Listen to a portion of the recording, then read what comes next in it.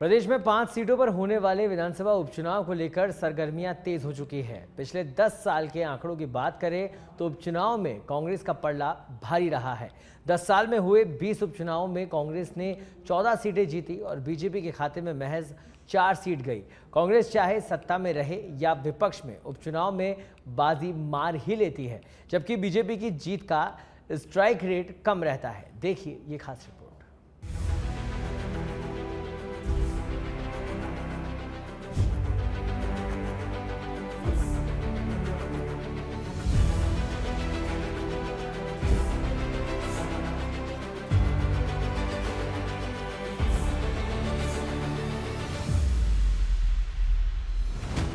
राजस्थान में अक्टूबर-नवंबर में 5 विधानसभा सीटों पर चुनाव होने हैं।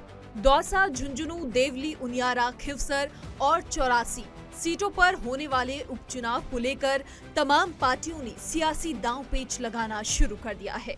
प्रदेश में 2014 से 2024 तक 18 विधानसभा और 2 लोकसभा सीटों पर उपचुनाव हुए।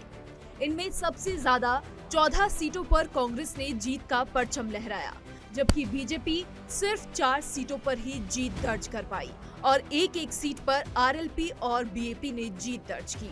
चलिए अब राजस्थान में पिछले 10 साल में हुए उपचुनाव के ट्रैक रिकॉर्ड की बात करते हैं। प्रदेश में 5 सीटों पर होंगे विधानसभा उपचुनाव। उपचुनाव में कांग्रेस का पलड़ा रहा भारी। पिछले 10 साल में हुए 20 उपचुनाव, 14 सीटों पर कांग्रेस, 4 पर बीजेपी की जीत। 2013 विधानसभा चुनाव के दौरान चूरू के एक प्रत्याशी की मौत हो गई थी। 2014 में उपचुनाव हुआ तो बीजेपी के राजेंद्र राठौड़ ने जीत दर्ज की। इसके बाद विधानसभा उपचुनाव 2014 की बात करें तो विधायक से सांसद बनने पर कोटा दक्षिण, वैर, सूरजगढ़ और नसीराबाद सीट पर उपचुनाव हुआ। 2014 में बीजेपी की सरकार थी और वसुंधरा राजे सीएम, लेकिन सत्ता में होते हुए भी बीजेपी की झोली में सिर्फ कोटा दक्षिण सीट आई। बाकी तीनों सीटों वैर, सूरजगढ़ और नसीराबाद पर कांग्रेस ने बाजी मारी। इसके बाद राज्य सरकार में फिर 2017 में धौलपुर और 2018 में मांडलगढ़ विधानसभा सीट पर उपचुनाव हुआ, जिसमें धौलपुर में बीजेपी और मांडलगढ़ में कांग्रेस ने जीत दर्ज की। वहीं अजमेर से भाजपा सांसद सांवरमल जाट और अलवर सांसद महंत चांदनाथ का निधन होने पर 2018 में दोनों सीटों पर लोकसभा उपचुनाव हुआ। उपचुनाव में दोनों सीटों पर कांग्रेस ने जीत हासिल की। अजमेर से रघु शर्मा और अलवर से डॉक्टर कर्ण सिंह यादव ने जीत दर्ज की। खास बात ये रही कि 2014 लोकसभा चुनाव में बीजेपी ने पूरी 25 सीटों पर क्लीन स्वीप किया था, लेकिन उपचुनाव में फिर कांग्रेस का पलड़ा भारी रहा। 2019 से 2022 तक कांग्रेस सरकार के सत्ता में रहते हुए 9 विधानसभा सीटों पर उपचुनाव हुए। इनमें से 7 सीटों पर कांग्रेस ने और एक सीट पर बीजेपी और आरएलपी ने जीत दर्ज की।